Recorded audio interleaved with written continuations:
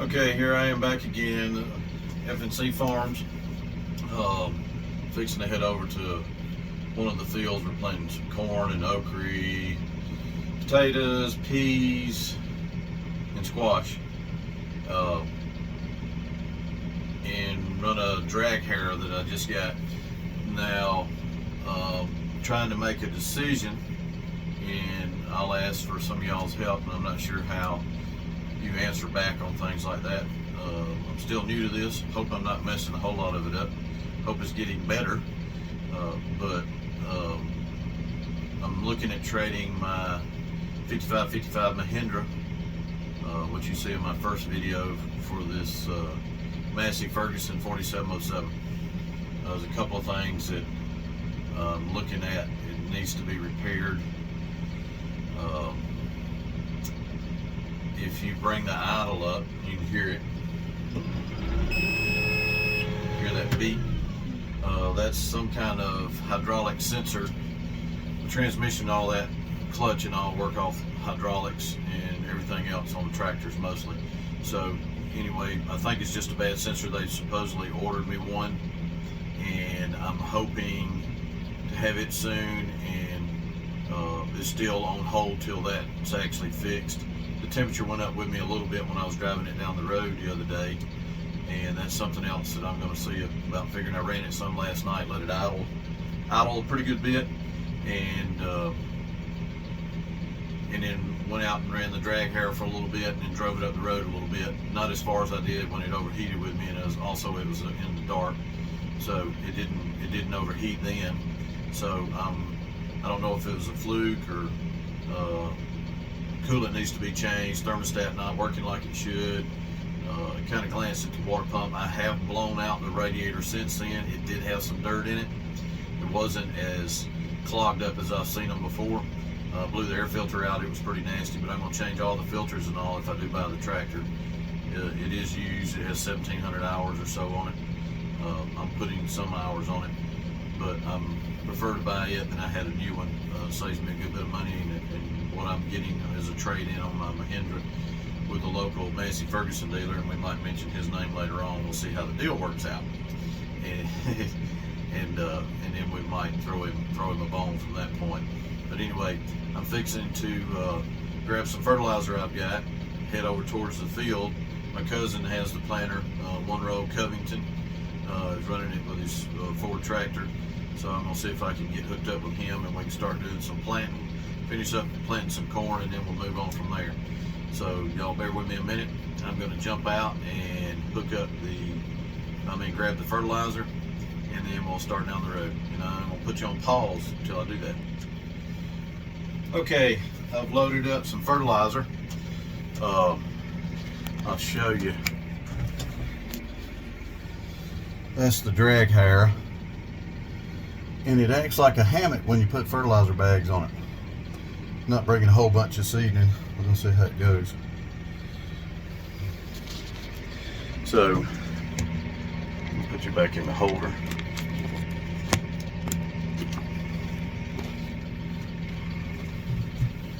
All right, so now we're gonna head over to the field and see if we can't get something done today.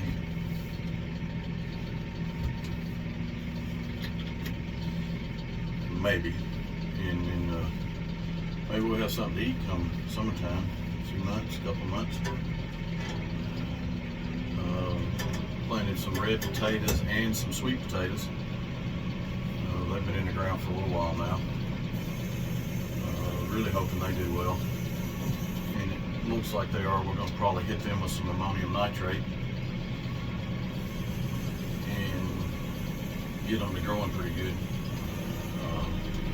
When we get out here, a little piece, I'm going to switch you around to video out the windshield, and let's see what it looks like. Give you an idea of how I live back in the woods. Just the kids and the woman and the dog and me. That's how the song goes. Anyway, I'm going to switch it around while I'm coming out.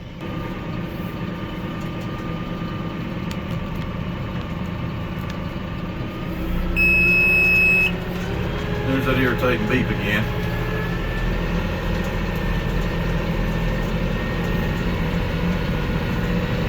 It won't take real long to get to the field. And had some rain last night. It was, man, I ran the drag harrow before it rained, and you're talking about a dust bowl. And then we had a pretty good downpour. Had some high winds in some places. Noticed a lot of limbs and leaves on the ground when I went to work this morning, and also had some power lines on the ground and some people out of power. So it must have got pretty rough in places. We're going to switch to higher gear and head out.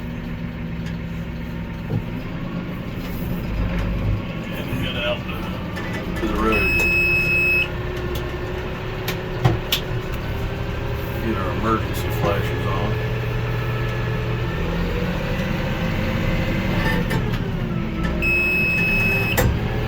So every time that you change gears and you drop back to idle, you'll get that warning from that hydraulic pressure sensor that sits right there on top of the hydraulic filter. I've already changed the filter out, and it didn't change anything. The filter didn't look dirty either. So we're going to see what happens once we change that pressure switch out. The gentleman that owned this before, I haven't met him or talked to him, but he told the dealer that it had been doing it a while, and if you're baling hay or doing something in long fields and all, it's not that big a deal. But if you're like me and you're doing smaller fields or bush hogging, where you're backing up and going forwards, having to let off and come back to idle, it's really irritating. So that's why, being an automotive technician, those things kind of get on your nerves anyway. You want to see what's wrong and get them fixed. This tractor has radial tires on it. Never had a tractor with radials. Always a bias tire on it, and radials flex a little better, but I'm not sure if that's what causes some of the bounce and the vibration. I have not checked the water level in these tires yet. It could be that the rear tires are not full of water, and water can throw a tire so bad out of balance it'll shake the vehicle to death. So I'm wondering if that's what the deal is. I'm not going to go real fast because of that, because the faster you get, it gets pretty bad once you get on up some speed on it. So I've got to check that when I get an opportunity and see if it's just not full of water causing it to bounce like it does when you get up to higher speeds. But we're coming up to the field. The field actually is on my cousin's land. His property's on the left and on the right here.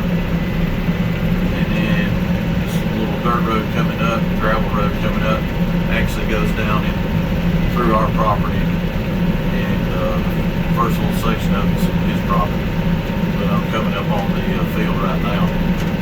So this field hadn't been plowed in a while, and I started with it last year.